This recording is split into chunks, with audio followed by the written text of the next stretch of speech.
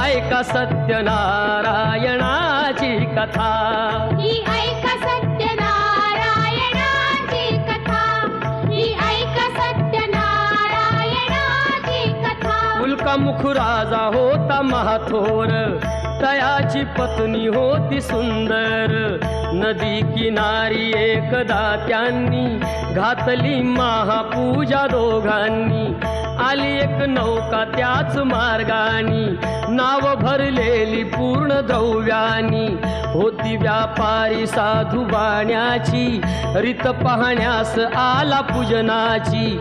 उल्कामुख त्यास बोले ऐकावे, व्रत नारायणाचे आचरावे। मनोइच्छित फळ मागावे, चरणी श्रीहरीच्या लागावे।